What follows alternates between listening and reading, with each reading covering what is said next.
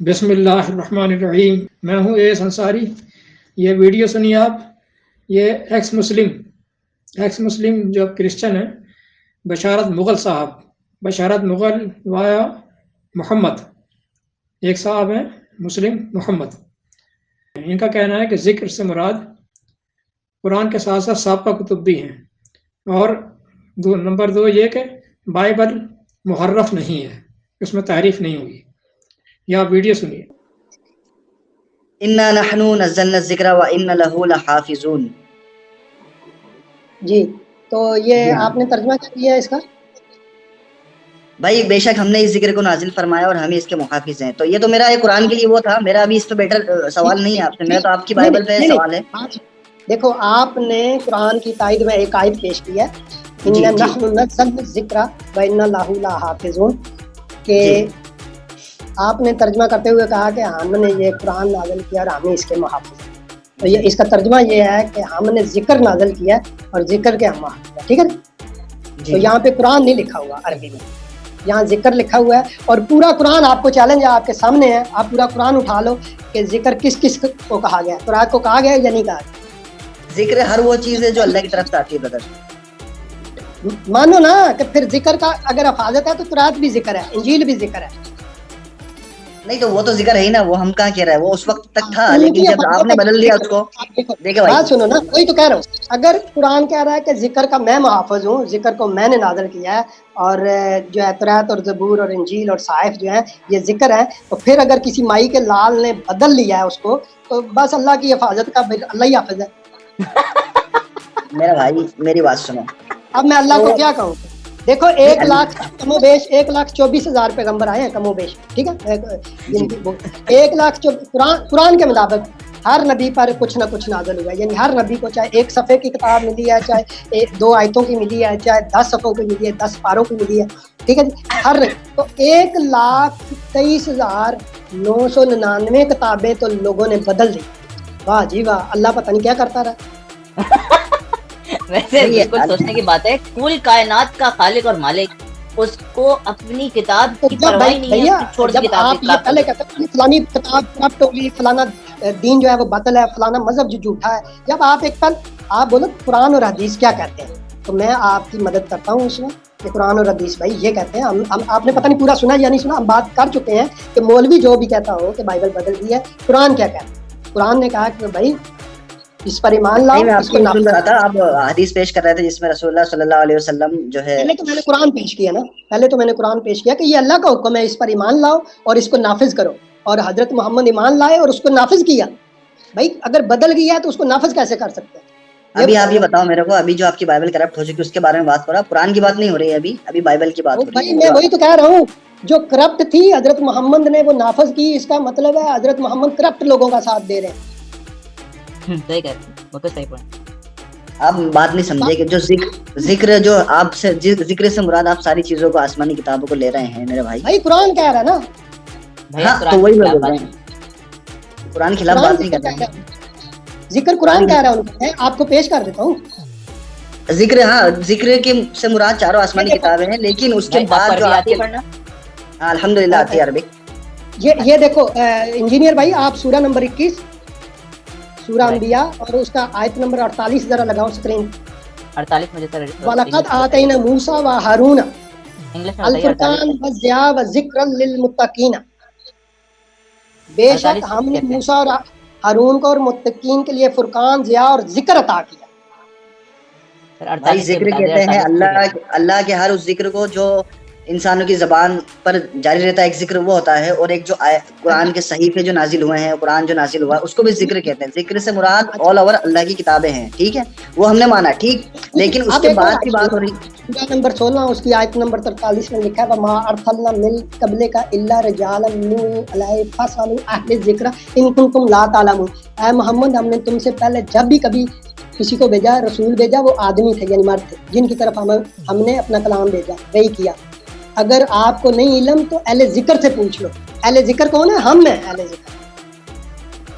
اگر حضرت محمد کو علم نہیں ہے اگر حضرت محمد کو علم نہیں ہے تو انہوں نے اہل ذکر سے پوچھنا ہے. اہل ذکر کون تھا اس وقت؟ ان کی پہنچ میں وہ حضرت ورقہ بن نوفل تھے. یہ پوچھ رہے یا نہیں بخاری میں لکھا ہے یا نہیں؟ بولو بخاری ضعیف ہے.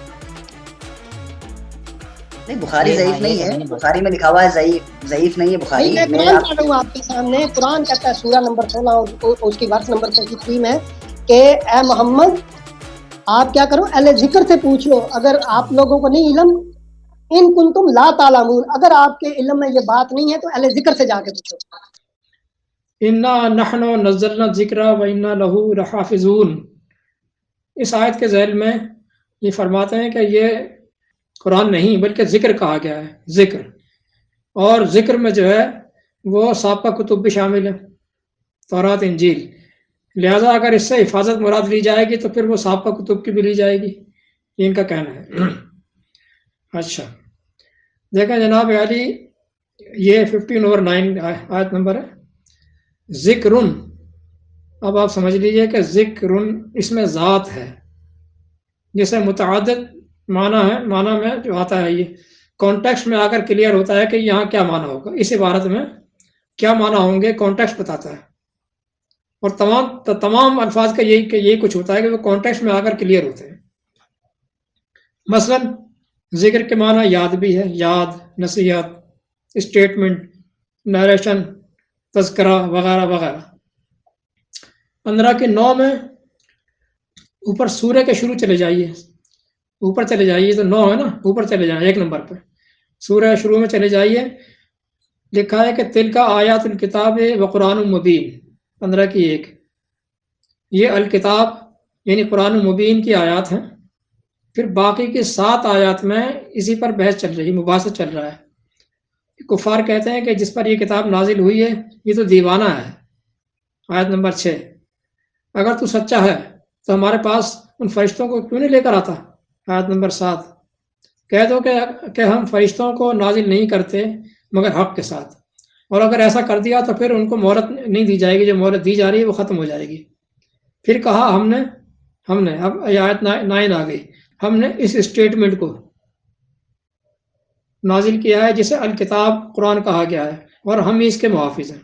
انا نحن نزلنا الذکر, اس الذکر کو ہم نے نازل کیا ہے. الذکر خاص قسم کی نصیحت, خاص قسم کا ذکر, جو اس کو اوپر ڈیفائن کر رہا ہے کہ وہ خاص قسم کا ذکر کون سا ہے. یہ الکتاب ہے یہ, اور قرآن. ہم نے ہم اس کے محافظ ہیں. نہ یہاں توریت اور نہ انجیل, نہ کسی اور ذکر کی بات ہو رہی ہے. الف لام تعریفی جب لگ جاتا ہے تو پھر کانٹیکسٹ بتاتا ہے کہ یہ کس کے لیے لگایا گیا ہے. اوپر کس چیز کی جو ہے وہ ڈیفائن کیا جا رہا ہے, کس چیز کو ڈیفائن کیا جا رہا ہے, کیا چیز مینشن کی گئی ہے اوپر. یعنی اس میں جب الف لام لگ جاتا ہے تو یہ پراپر ناؤن ہو جاتا ہے. صرف قرآن کی بات ہو رہی ہے, یہاں پر ذکر سے مراد صرف قرآن ہے. اب آئیے ذکر جو کامن ناؤن ہوتا ہے, کامن ناؤن, اسے ال لگا کر پراپر ناؤن بنا دیا گیا خاص کرنے کے لیے. یہ خاص ذکر جو یہاں بیان ہو رہا ہے یہ کانٹیکسٹ میں بتا رہا ہے کہ یہ کون سا ذکر ہے. بشارت صاحب ایک فیک بندے کو سامنے بٹھا کر آپ سب کو پاگل مت بنایا کریں. وہ ہاں میں ہاں ملاتا جا رہا ہے, اسے کچھ پتہ ہی نہیں ہے بیچارے کو.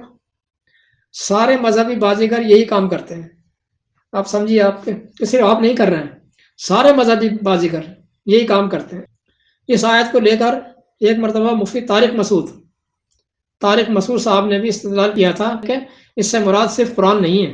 اس سے مراد صرف قرآن تھوڑا ہی ہے, اس سے مراد قرآن اور حدیث دونوں ہیں. قرآن اور حدیث دونوں ہیں. اسم جب آئے گا وہ عبارت میں اپنے معنی خود بتائے گا, وہ اپنے معنی خود بتائے گا. مثلا حج کا تسلسل چل رہا ہے. حج کے ارکان سے فارغ ہو کر اہل مکہ اپنے باپ دادوں کے تذکرے لے کر بیٹھ جایا کرتے تھے مینا میں. فارغ وقت میں تو قرآن نے کہا کہ جب تم ارکان حج سے فارغ ہو تو اللہ کا ذکر اسی طرح کیا کرو جیسے تم اپنے باپ دادوں کو کیا کرتے ہو. کذکرکم آباءکم, کذکرکم آباءکم 2/200. دیکھا جناب, یہ لفظ ذکر تو یہاں بھی موجود ہے, نہ اس سے مراد یہاں قرآن ہے, نہ کوئی اور کتاب ہے, نہ کچھ اور ہے. کانٹیکسٹ بتا رہا ہے کہ ذکر سے کیا مطلب ہے, ان کے آباء و اجداد کے تذکرے. اب آئیے آپ نے اگلی آیت رکھی ہے 21 کی 48. 21 کی 48 آیت میں ہے کہ ہم نے موسیٰ و ہارون کو الفرقان و ضیاء و ذکرن یہ دیے تھے. موسیٰ کو اور ہارون کو فرقان، ضیاء اور ذکر یہ دیے تھے. 21 کے 48 یقیناً دیے تھے، کوئی شک کی بات نہیں ہے. لیکن بھائی یہ قرآن ماضی کا ذکر کر رہا ہے، یہ آج کا ذکر نہیں کر رہا ہے، اس دور کا ماضی کا ذکر کر رہا ہے. پھر قرآن ہی یہ بھی بتا رہا ہے، قرآن ہی یہ بھی بتا رہا ہے کہ دیکھو دیے تو تھے، فرقان بھی دیا تھا، ذکر بھی دیا تھا، لیکن دیے تو تھے، لیکن انہوں نے کیا کیا یہ قرآن بتا رہا ہے. اب دوسری آیت لے کر آتے ہیں. جو کہتے ہیں کہ ہم نصارہ ہیں، جو کہتے ہیں کہ ہم نصارہ ہیں، ہم نے ان سے عہد لیا تھا، ہم نے ان سے عہد لیا تھا کہ جو نصیحتیں تو تمہیں کی جاتی ہیں ان پر قائم رہو. یہ اللہ نے ان سے عہد لیا تھا نصارہ سے. پھر آگے قرآن کہتا فَنَسُوا حَظًّا مَا ذُكِّرُوا بِهِ، تو انہوں نے کیا کیا، انہوں نے نصیحت کا ایک بڑا حصہ بھلا دیا. یہ حرکت کرتے تھے. 5 کی 14 دیکھا جناب، اللہ نے تو دیا تھا، انہوں نے اس کے ساتھ کیا کیا، یہ دیکھیں آپ. 5 کی 14 پھر آگے کہتا ہے اے اہل کتاب تمہارے پاس اب ہمارا یہ رسول آ گیا ہے، جو کچھ تم کتاب الہی میں چھپاتے تھے وہ تمہیں کھول کھول کر بیان کرتا ہے، تمہیں کھول کھول کر بیان کرتا ہے. کثیرم مما تخفون من الکتاب، کثیرم مما تخفون من الکتاب، بہت کثیر تعداد میں تم چھپایا کرتے تھے کتاب میں سے. یہ رسول آ کر بیان کر رہا ہے. دیکھیں جناب آپ نے حرکت ملاحظہ کی اپنی. یہ ہے جناب 5 کی 15 5 کی 15. لہذا وہ جو کچھ ذکر اللہ نے نازل کیا تھا اہل کتاب اس میں گڑبڑ کرتے تھے. اللہ نے یہ کہیں نہیں کہا کہ وہ جوں کا توں محفوظ ہے، اور نہ ہی اس نے کہیں یہ کہا کہ ہم نے سابقہ کتب سماویہ کا ذمہ بھی لیا تھا حفاظت کرنے کا. کہیں بھی نہیں کہا، نہ قرآن میں نہ آپ کی کسی کتاب میں، کہیں بھی ایک آیت نہیں دکھا سکتے. قرآن میں کوئی شہادت موجود ہے نہ بائبل میں ہے، تو دکھا دیجیے، اگر ہے تو دکھا دیں. بشارت صاحب یہ اپنے چیمبر میں بیٹھ کر ٹھٹے لگانا ہنستے ہیں، ایک آیت پیش کرتے ہیں اس کے گڑبڑ کرتے ہیں اس کے اندر اور پھر ہنستے ہیں. ٹھٹے لگانا جہالت کے سوا کچھ نہیں ہے بھائی. اللہ نے محفوظ رکھنے کا ذمہ خود نہیں لیا تھا، جان بوجھ کر نہیں لیا تھا، اس لیے کہ ابھی تعلیم جاری تھی، انبیاء کا سلسلہ جاری تھا، کتب آگے تبدیل ہو کر آگے دوسری آ رہی تھیں، اگلی منزل میں جا رہی تھیں. علم کو ماسٹر لیول تک پہنچا کر پھر دی اینڈ کیا. اللہ تعالیٰ نے علم کو ماسٹر لیول پر پہنچایا قرآن میں آ کر، اور پھر اس کو دی اینڈ کر دیا. پھر انبیاء کی بعثت بھی ختم کر دی. اگر اس نے حفاظت کا ذمہ لیا ہوتا تو کوئی مائی کا لال اسے تبدیل نہ کر سکتا تھا. میرے دلائل اس موضوع پر دلائل کے انبار لگے ہوئے ہیں، ہر جگہ ہر بار وہ تمام دلائل تو نہیں دہرا سکتا، بہت محال ہے، مشکل ہے. اس کے بعد آپ نے آیت رکھی ہے 16 کی 43 16/43. اس آیت کے اندر ہے کہ ہم نے آپ سے پہلے جتنے بھی بھیجے وہ رجال تھے، یعنی آدمی ہی تھے جن کی طرف ہم نے وہی بھیجی. فَاسْأَلُوا أَهْلَ الذِّكْرِ إِن كُنتُمْ لَا تَعْلَمُونَ، بس تم پوچھ لیا کرو اہل ذکر سے اگر تم نہیں جانتے ہو تو. پھر یہاں پر لفظ الذکر لام تعریفی کے ساتھ پھر آ گیا، یعنی ایک خاص قسم کے ذکر کی بات ہو رہی ہے، خاص قسم کی نصیحت، خاص قسم کا اسٹیٹمنٹ الذکر. اور وہ خاص قسم کا اسٹیٹمنٹ کیا ہے جو پوچھنا ہے؟ یہ پوچھنا ہے کہ بھائی پہلے جو لوگ آتے تھے، رسول آتے تھے، نبی آتے تھے، وہ انسانی ہوتے تھے یا نہیں، یہ پوچھنا تھا. یہ پوچھنے کے لیے الذکر آ گیا، ایک خاص علم کے جاننے والے اور خاص علم کے جاننے کے لیے، ایک خاص علم کو جاننے کی اہلیت رکھنے والے، ان سے پوچھ لیا کرو جو علم درکار ہے اس علم کے جاننے والے. مثلا if you want to know about building construction ask builder سے پوچھ لیا کرو. اگر بلڈنگ کنسٹرکشن کے بارے میں تمہیں کوئی جانکاری لینی ہے تو بلڈر سے پوچھ لیا کرو. ہر شعبے کا یہ معاملہ، جس شعبے کے متعلق آپ نے کوئی جانکاری لینی ہے اس شعبے والے سے پوچھ لو، وہ ہوگا اہل الذکر۔ اس طرح یہاں بات ہو رہی ہے کہ یہ اہل مکہ جو مشرکین تھے، انہیں اس بات پر تعجب ہوتا تھا کہ نبی ایک آدمی کیسے ہو سکتا ہے، نبی آدمی کیسے ہو سکتا ہے، جس کا اظہار وہ جگہ جگہ بار بار کرتے رہتے ہیں قرآن میں۔ تو ان سے کہا جا رہا ہے کہ اس میں حیرانی کون سی بات ہے بھائی؟ یہ بات تم ان لوگوں سے پوچھ لو جو اس بات کو اچھی طرح جانتے ہیں کہ انبیاء انسانی ہوا کرتے ہیں، اور یہ بات اہل کتاب اچھی طرح جانتے تھے۔ ان سے پوچھے تو بتا دیتے ہاں انبیاء جو ہیں وہ انسانی ہوا کرتے تھے، اور یہ گواہی وقت کے اہل کتاب بخوبی دے سکتے تھے۔ لہذا یہ بات ان سے پوچھ لو، یہ بات ان سے پوچھ لو۔ دوسری بات، یہاں آپ نے پھر جھوٹ بول دیا، جھوٹ بول رہے کہ حضرت محمد کو پتہ نہیں تھا، حضرت محمد کو پتہ نہیں تھا۔ اللہ کہہ رہا ہے ان سے پوچھ لو اہل کتاب سے۔ محمد سے کب کہہ رہا ہے بھائی؟ محمد سے کہا جا رہا ہے کیا کہ تو پوچھ لے؟ کہاں ہے لفظ آیت کے اندر؟ یا تو فَاسْأَلُوا ہے، فَاسْأَلُوا جمع کا صیغہ ہے، فَاسْأَلُوا تم پوچھ لو۔ مشرکین مکہ سے کہا جا رہا ہے تم پوچھ لو، جمع کا صیغہ جو مشرکین مکہ سے کہا جا رہا ہے کہ تم پوچھ لو۔ اگر تمہیں قرآن کی آیت یا محمد علیہ السلام کے بیان پر یقین نہیں ہے تو تم ان اہل کتاب سے پوچھ دیکھ لو۔ بشارہ صاحب، ایک تو آپ نے یہ جھوٹ بولا ہے کہ آپ ایکس مسلم ہیں۔ نہیں جناب، نہیں، آپ ایکس مسلم نہیں ہیں، آپ بائی برتھ کرسچن ہیں۔ آپ کی زبان اور قرآن پڑھنے کا انداز بتا رہا ہے، اچھی طرح بتا رہا ہے، چیخ چیخ کر بتا رہا ہے۔ جو آیت آپ پڑھ رہے ہیں، ذرا قرآن کی آیت سے ٹیلی کر کے دیکھ لیں کہ کتنی غلطیاں کر رہے ہیں اس میں، اعراب کی غلطیاں، لفظوں کی غلطیاں۔ آگے آپ ورقہ بن نوفل کی بات کر رہے ہیں کہ بخاری میں لکھا ہے، ورقہ بن نوفل۔ آپ ان سے کہہ رہے ہیں، محمد صاحب سے کہہ رہے ہیں کہ جسے آپ خود ڈمی بنا کر بٹھا رکھا ہے، اس محمد سے جس کو آپ نے خود ایک ڈمی بنا کر بٹھا رکھا ہے، ایک اسٹیچو۔ جی میں کہتا ہوں کسی بھی حدیث کی کتاب کی ایک ٹکے کی حیثیت نہیں ہے۔ وہ کیا بتائیں گے محمد صاحب، آپ کو کیا بتائیں گے؟ میں بتا رہا ہوں، مجھ سے پوچھیں۔ کسی بھی حدیث کی کتاب کی ایک ٹکے کی حیثیت نہیں ہے، سب جعلی مال ہے، ٹوٹل جعلی مال ہے، جو قرآن کے اسلام کو بگاڑنے کے لیے لانچ کی گئی ہیں مارکیٹ میں۔ اب بولیں۔ اب آپ نے آگے آل عمران کی آیت 113 رکھی ہے کہ اہل کتاب میں سب ایک جیسے نہیں ہیں، ان میں حق پر قائم لوگ بھی ہیں جو اللہ کی آیات تلاوت کرتے رہتے ہیں۔ 3 کی 113، جی بالکل درست کہا آپ نے۔ لیکن یہ آپ کو نہیں کہہ رہا اللہ تعالیٰ، وہ حق پر جو ہے یہ آپ کو نہیں کہہ رہا جناب، یہ اس وقت کے اہل حق کو کہہ رہا ہے۔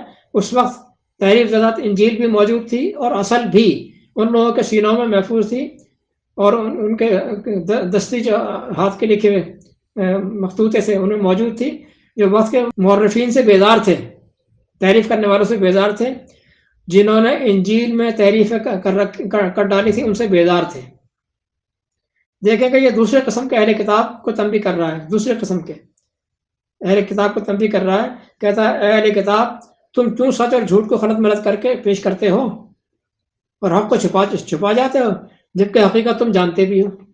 جان بوجھ کر یہ کام کیا کرتے تھے، جان بوجھ کر تحریفیں کرتے تھے، الفاظ ادھر کے ادھر کر دیا کرتے تھے، جبکہ تم جانتے بھی ہو۔ 3 کی 71، 3/71۔ دیکھ رہے ہیں جناب یہ آپ کا چہرہ؟ قرآن کی شہادت سے معلوم ہوتا ہے کہ اس وقت کچھ ایسے لوگ موجود تھے جنہوں نے قلمی نسخے لکھ کر اپنے پاس محفوظ کر رکھے تھے، جنہیں قرآن التورات، وہ تورات جو اللہ نے نازل کی تھی، اور الانجیل، وہ انجیل جو اللہ نے نازل کی تھی، اس کی بات کرتا ہے، لوگوں کے پاس کسی نہ کسی طرح محفوظ تھی۔ اور یہی وہ اہل حق تھے، اہل حق جن کا ذکر اہل نصارہ کے روپ میں قرآن یوں بیان کرتا ہے کہتا ہے یہ بڑے راست باز لوگ ہوتے ہیں، راست باز لوگ ہوتے ہیں۔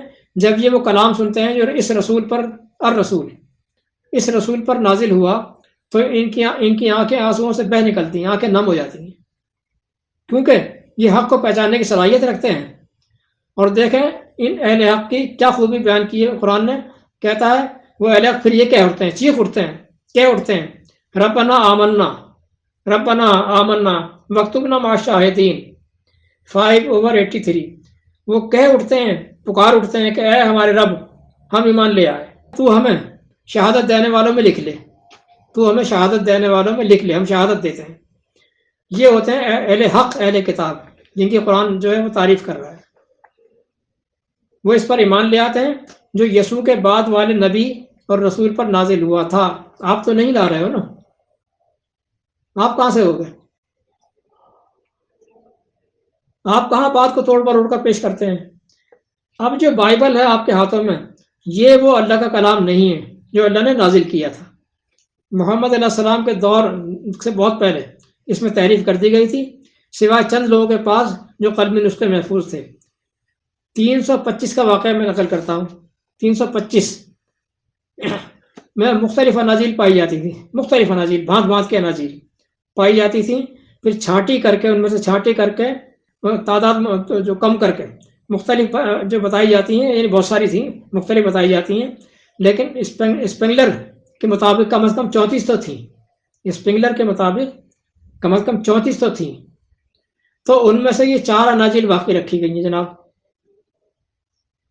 دیکھیں، historical aspect of council of Nicaea, Nicaea کی کاؤنسل میں ہسٹوریکل ایسپیکٹ یہ نکال لیجئے، اور یہ ہے جناب عالی ریورنڈ اسحاق بوائل کا، ریورنڈ اسحاق بوائل، بڑی لمبی تفسیر ہے اس کے اندر، آپ نکال کر پڑھ لیجئے انجیل کا کہ انجیل کا کیا حشر ہوا تھا۔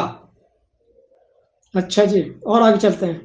رچرڈ گریگوری لکھتا ہے کہ بائبل قطعی ناقابل اعتبار ہے، اس میں تضاد ہی تضاد بھرے پڑے ہیں، تضاد ہی تضاد۔ دیکھیں، religion in science and civilization page number 87، religion in science and civilization page number 87۔ عیسائی دنیا کا ایک اور بہت بڑا مفکر پروفیسر جارڈ لکھتا ہے کہ اناجیل کے باہمی تضادات نے تو مجھے پریشان کر دیا۔ دیکھیں اس کی کتاب God and evil page number 323۔ Mister Basharat Mughal, آپ کس بائبل کی بات کر رہے ہیں؟ اس کے تضادات کی تو میں نے پوری فائل بنا رکھی ہے۔ اللہ نے اہل کتاب کے دو گروہ بتائے ہیں، ایک گروہ محمد علیہ السلام کے دور میں حق پر تھے اور دوسرے تحریف کیا کرتے تھے۔ اب جو بائبل لے کر بیٹھے ہیں آپ، وہ گمراہ ہیں، وہ گمراہ ہیں، اس لیے کہ بائبل موجود نہیں ہے، وہ گمراہ ہیں۔ یہ سب تحریف شدہ کتاب لے کر بیٹھے ہوئے ہیں، اور یہ جانتے بھی ہیں، ایسا نہیں کہ ان کو معلوم نہیں ہے۔ محمد بھائی میرے لیے تو قرآن ہی سب کچھ ہے۔ اب دیکھیں محمد بھائی کیا فرما رہے ہیں، محمد بھائی جو بٹھایا ہوا نا آپ نے جن کو، محمد بھائی کہتے ہیں کہ میرے لیے تو قرآن ہی سب کچھ ہے۔ بشارت مغل صاحب فرماتے ہیں کہ بھائی آپ تو قرآن ثابت کیسے کرو گے؟ جب قرآن ہی سب کچھ ہے تو قرآن ثابت کیسے کرو گے؟ مطلب قرآن تو ثابت ہوتا ہی نہیں ہے بغیر حدیث کے، ثابت کیسے کرو گے؟ محمد بھائی کیا ثابت کریں گے؟ میں ثابت کرتا ہوں۔ آج میں اپنی عمر کے 12 سال، یعنی اب میں شروع کرتا ہوں کہانی۔ میں اپنی عمر کے 12 سال متذبذب رہا کہ کیا سچ ہے کیا جھوٹ ہے۔ ہمارے بڑے کہتے ہیں کہ قرآن اللہ کی کتاب ہے، پڑوسی لڑکے کے بڑے کہتے ہیں کہ نہیں، قرآن تو محمد کی کتاب ہے، محمدن بک محمد کی کتاب ہے، بائبل مقدس اللہ کی کتاب ہے۔ اب میں تو درمیان میں بن گیا سینڈوچ، میں کیا کروں؟ میں بڑوں کے کہنے سے مان لینا، اور وہ بھی ایسا ماننا کہ اس پر ایمان لانا، یہ تو قطعی تسلیم نہیں کیا جا سکتا۔ شعور کی آنکھ سے، یہ شعور کے طور پر تو قطعی تسلیم نہیں کیا جا سکتا کہ ایمان لانا صرف کہنے سے۔ ایک کتاب جو 1400 سال پہلے کی ہے، ایک کتاب 1400 سال پہلے کی، ایک کتاب کم از کم 2000 سال پہلے کی۔ اگر ہم انجیل کو بھی لیں، توریت کو چھوڑیں، تو کم از کم 2000 سال پہلے کی۔ سوچا کہ چلو جو لیٹسٹ ہے پہلے اسے دیکھ لیتے ہیں۔ تو مولویوں نے ایک نئی کہانی سنا دی، مولویوں نے انٹری ماری کہ تم قرآن کو تصدیق کیسے کر سکتے ہو بغیر حدیث کے؟ وہی جو آپ کہہ رہے ہیں، وہی بات جو آپ فرما رہے ہیں بشارت صاحب، یہ بات ملا بھی کہتے ہیں کہ تصدیق کیسے کرو گے بغیر حدیث کے؟ پوچھا ہم نے کہ یہ حدیث کیا چیز ہوتی ہے بھائی مولوی صاحب؟ فرمایا گیا کہ محمد کے اقوال جن پر قرآن نازل ہوا تھا، ان محمد کے اقوال. تو ہم نے پوچھا کہ اچھا یہ کس نے لکھی ہے؟ کہا کہ محمد بن اسماعیل بخاری نے. محمد بن اسماعیل بخاری نے، جن کی پیدائش 810 عیسوی، جن کی پیدائش 810 عیسوی. اور محمد بن عبداللہ کی پیدائش 22 اپریل 571. سوال یہ ہے کہ میں تو محمد بن عبداللہ کو جانتا ہی نہیں ہوں. سیدھی سی بات ہے نا، میں کہاں جانتا ہوں؟ محمد بن عبداللہ کو جانتا ہی نہیں ہوں، نہ محمد بن اسماعیل کو جانتا ہوں. محمد بن عبداللہ کو مانوں یا محمد بن اسماعیل کو؟ میرے لیے تو دونوں برابر ہی ہیں اور دونوں اجنبی ہیں. حقیقت کی آنکھ سے دیکھیں تو میری دونوں اجنبی ہیں. کیسے مان لوں؟ کہنے پر مان لوگوں کے. میرے لیے تو دونوں اجنبی ہیں. جب محمد بن اسماعیل کی بات مانوں تو اس سے بہتر ہے کہ محمد بن عبداللہ کی نہ مان لوں، جن کو قرآن ڈائریکٹ دیا گیا بقول بڑوں کے. کیونکہ ہر حال میں بڑوں کے تھرو ہی مانا جائے گا. جو کچھ بھی مانوں گا بڑوں کے تھرو ہی مانوں گا. میرے پاس اور کوئی آپشن ہی نہیں ہے سمجھنے کا، کوئی ذریعہ نہیں ہے میرے پاس. محمد بن اسماعیل کی ماننے پر تو اتنے سارے درمیان کے راویوں کو بھی ماننا پڑے گا، جبکہ محمد بن عبداللہ کو ماننے میں درمیان کے راوی نہیں ہے. پرسنلی تو میں ان میں سے کسی کو بھی نہیں جانتا. لیکن اب مسئلہ یہ ہے کہ یہ صرف ماننا، تسلیم کرنا ہی کہلائے گا، اور وہ بھی بہت کمزور دلیل پر. ایسے مان لینا صرف مان لینا کہلائے گا، تسلیم کر لینا، اور وہ بھی بہت کمزور دلیل پر. عدالت میں بھی آئی وٹنس مانگا جاتا ہے، اور وہ بھی 100% نہیں ہوتا. اس کی گواہی بھی 100% نہیں مانی جاتی. شک اور جھوٹ کی گنجائش وہاں بھی موجود ہوتی ہے. تو اتنی پرانی بات پر 100% کیسے اعتماد کیا جا سکتا ہے جسے ایمان کہا جائے؟ ایمان تو لایا ہی نہیں جا سکتا اس طرح سے.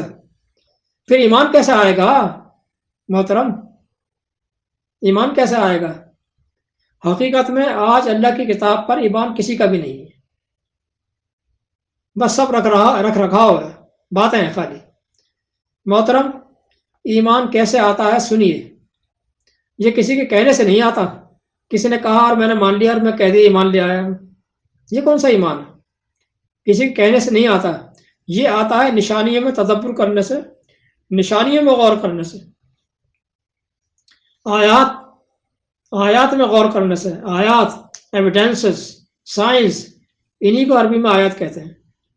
اور آیات کا ایک لمبا سلسلہ ہے قرآن کے اندر کہ جو ایویڈنسز ہیں، سائنس ہیں، جس سے پتہ چلتا ہے کہ یہ واقعی اللہ کی کتاب ہے. لمبا سلسلہ. ہر سطح کے بندے کو اس کے سطح کے مطابق اس میں آیات مل جاتی ہیں. میں یہاں صرف مثال کے لیے ایک ذریعہ رکھوں گا.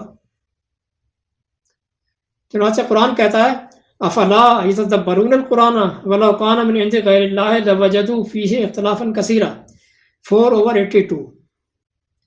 بھلا یہ لوگ قرآن میں تدبر کیوں نہیں کرتے ہیں؟ اگر یہ اللہ کی طرف سے نہ ہوتا، کسی غیر کی طرف سے ہوتا، تو یہ اس میں اختلافات کثیر پاتے. لہذا اس کی آیت میں باہم دیگر کہیں کوئی اختلاف نہیں ملے گا. اگر کوئی بادی النظر میں اختلاف نظر بھی آ رہا ہو تو وہ تدبر کرنے پر وہ دور ہو جاتا ہے. تدبر کرنے سے وہ دور ہو جائے گا. وہ اختلاف ہوتا نہیں ہے، آپ کو نظر آ رہا تھا خالی. تدبر کریں گے تو دور ہو جائے گا. محترم، الحمدللہ ثم الحمدللہ، یہ خاکسار، یہ ناچیز اللہ کا بندہ قرآن کا سرجن ہے اور بائبل کا بھی. آپ تو انجینئر ہیں نا. الحمدللہ میں سرجن ہوں. آ جائیے میدان میں. قرآن کی آیات میں کوئی اختلاف نکال کر دکھا دیجئے، غلامی لکھ دوں گا. جبکہ بائبل کے اختلاف میں آپ کے سامنے رکھتا ہوں، ہزاروں میں سے صرف ایک نمونے کے طور پر. پہلے قرآن پر آئیے. قرآن میں ہر جگہ یہی 4 چیزیں حرام ہیں. کھانے کی 4 چیزیں ہر جگہ پر. مراوہ جانور نمبر 1، نمبر 2 بہتا ہوا خون، نمبر 3 سور کا گوشت، نمبر 4 غیر اللہ کا نامزد کردہ کھانا. 4 حوالے ہیں. 4 چیزیں حرام ہیں، 4 حوالے ہیں. 2/173, 5/3, 6/145, 16/150. अब बाइबल पर आ जाइए। बाइबल पर लिखा है the one thing you can not eat is meet with still in it. ये जनाब मेरे इसका रेफरेंस है genesis chapter number 9 verse number 2 and 5। देखा, सिर्फ वो गोश्त हराम है, इसकी इस आयत की रूह से वो गोश्त हराम है जिसमें हनूज खून लगा हुआ हो, बस सिर्फ वो गोश्त। अब आइए दूसरी आयत पर। दूसरी आयत में है कि तमाम चीजें हराम हैं। लंबी लिस्ट है, तमाम चीजें हराम है सिवाय चंद चीजों के। तमाम चीजें हराम की लंबी लिस्ट मौजूद है। हवाला मैं दे रहा हूं, आप खुद निकाल कर पढ़ लीजिए। हवाला है जनाब लेविटिकस चैप्टर नंबर 11 और वर्स नंबर 1 to 39, 1 से 39 तक। ये लंबी लिस्ट चल रही है हराम की, यानी आयत नंबर 1 से 39 तक। इसी तरह के तजादात भरे पड़े हैं बाइबल में, जो जिनको देख कर आपके स्कॉलर जो हैं परेशान होते रहते हैं कि हम तो परेशान हो गए इनके तजादात देखकर। चलिए यहाँ ख़त्म करता हूँ। वस्सलाम।